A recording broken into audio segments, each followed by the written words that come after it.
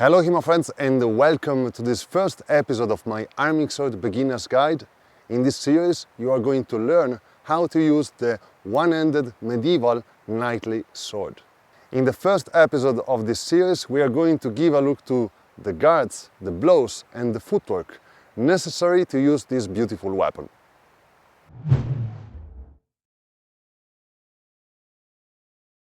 As historically speaking, we don't have a complete organic system which talks about the arming sword alone as a weapon used by itself. I decided to create a system of guards by myself by using the names of Fiori de Liberi and of course inspiring myself to the most similar weapons that we have organized in a system, such as for instance the Bolognese side sword. But more on the way in which I organized the system at the end of the video. Let's start by giving a look to the guards first. The poste or guards are organized in a simple way. We have in most of the cases a right and a left version of the same guard, such as in this case we have our right breve and left breve. Right breve is the most comfortable guard to use on average while approaching an opponent from out of distance, while left breve is slightly more restrictive in nature and works mainly as a specific invitation or transition point during an action. Extending forward from breve we have longa. Here we have a right, left and the central version of longa. They represent the three low thrusts, the two lower oppositions, right and left, and the central thrust without opposition. I will generally refer to this guard as longa without specifying too much, unless it is necessary to describe a specific act which requires a specific angle to work, such as a thrust with opposition, of course. By raising our arm in a natural way from posta longa, we may easily reach left bicorno. This guard represents our high left thrust with opposition. A complete rotation of our arm brings us, of course, in right bicorno, the position which makes us able to land the thrust which in the Renaissance manuals is referred to as imbroccata. Now, the word bicorno means two horns, so the word already indicates both of the actions. I will anyway use right and left to help you understand what I am talking about. We now move to high guards. On our right shoulder we find posta di donna destra, so right posta di donna. Here we have two versions of it, one as a starting or ending position of a blow and a parry version of it. The parry keeps the sword hanging with the point downward, closing the line of the opponent roverso mezzano. Moving our sword hand over the head we have posta di donna altera, namely high posta di donna. Here we have again the two versions of it, a charging or ending position of a blow and a parry. The parry in posta di donna altera hangs on our left side and closes the line of the opponent mandritto fendente. And on the left shoulder we have posta di donna sinistra. Our left posta di donna is mostly useful as a starting and ending position of certain blows, and works more as a transition point during the fight rather than anything else. By raising the tip of the sword from posta di donna sinistra, we reach finestra sinistra, namely left posta di finestra. This guard works mainly as a parry and as a transition point to launch certain blows, such as roversi sottani and false edge mezzani. On the other side of the head we have, of course, our posta di finestra, the right one. This posta works the same way as the previous one. It mainly works as a parry and as a transition point for sottani and mezzani, but this time mandritti, namely from right to left. Right finestra is also useful in certain specific cases as a guard to engage the opponent from out of measure. From right finestra, by lowering our arm and raising our tip almost vertically, we have our right posta frontale. Frontale is our main parry on the right, useful to intercept many blows and thrusts.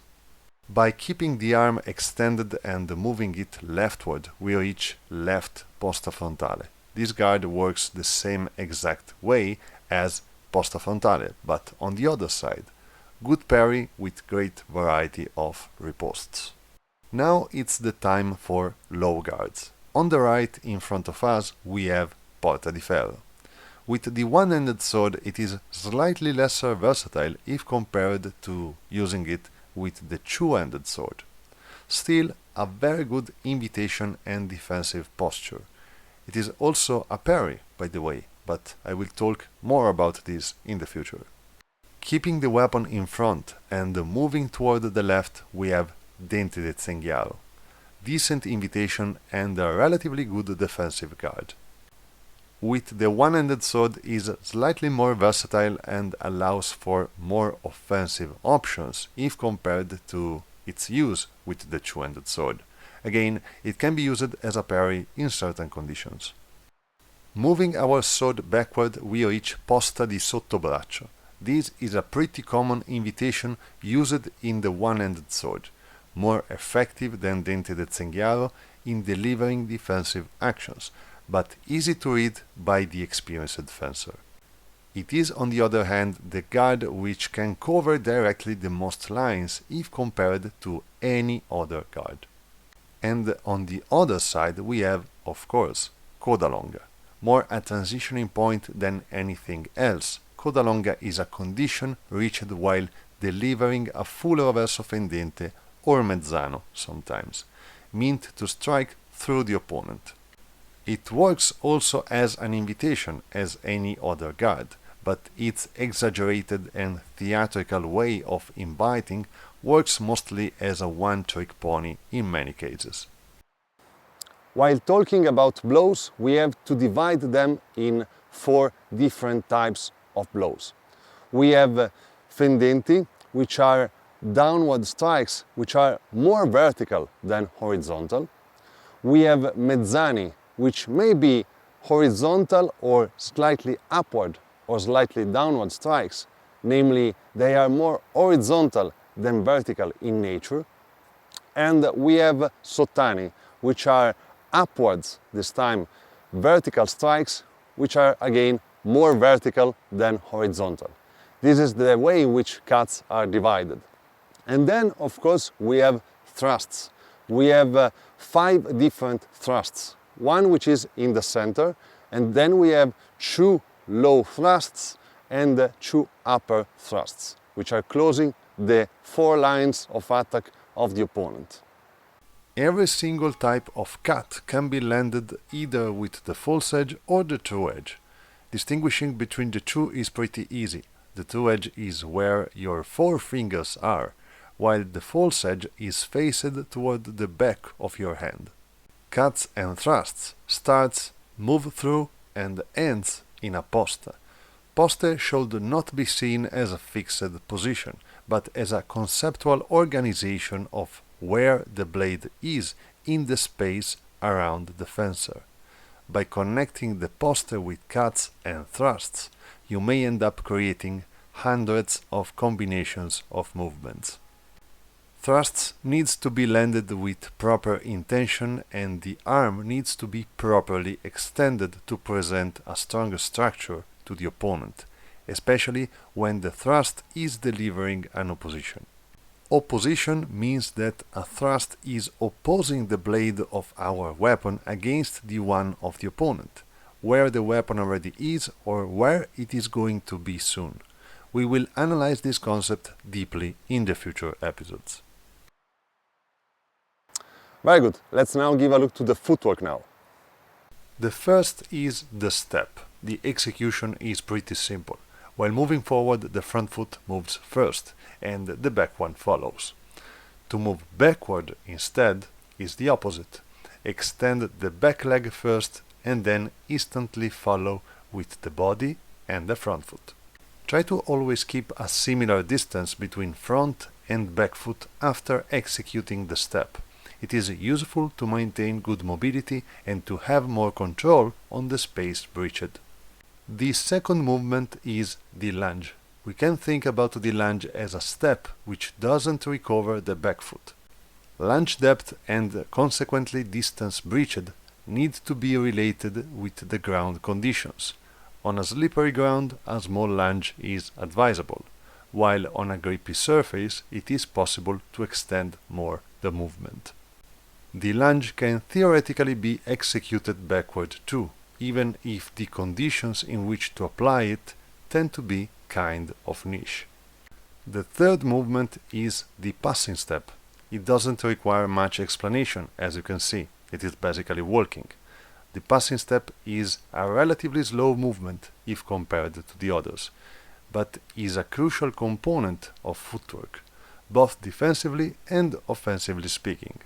The passing step allows you sideways movement in a far more comfortable way if compared to the other ways of stepping. Of course, there are other ways of moving around while fighting, but we will analyze them farther down the road. Very good. So a couple words on why I decided to organize the system in this way, namely using Fiore terms for guards, blows, etc. So first of all, I decided to create a system which is organic with the channel. On this channel, I'm mainly using Fiore terms, talking about medieval weapons, mainly the longsword. So I wanted to create a system, a guide, which is organic with the channel itself. The second motivation is related to how the weapon moves and acts, generally speaking, compared to the most similar weapon, the side sword. There are differences, and the difference are in order of 5%, maximum 10% in a sense, because there are some actions which are easier to do with the side sword, which are harder to do with the arming sword, and vice versa. And also because of this and how the weapon is structured and handled, generally speaking, certain actions and certain guards are not necessarily useful in one or the other case. And because of this motivation, I also, again, decided to create a system of guards which fits mainly the arming sword by inspiring myself to other similar weapons and other systems which are also using the arming sword, such as the 133, for instance, but also giving a look to Messerfechten manuals. And last but not least, I wanted to give a medieval vibe to this kind of weapon and of course to this series. Very good, we gave a look to the basics of this weapon, and in the future videos we are going to explore actions, tactics, all related to the use of this weapon alone. Going from beginner level to intermediate, let's say. So, thanks for watching as always. Remember to check my Patreon, link in the description if you want to give a look to more of my contents and if you want to support my work. Of course, remember that HEMA and the YouTube with it are my main job, and so your support helps a lot. Thanks for watching again, and see you next time.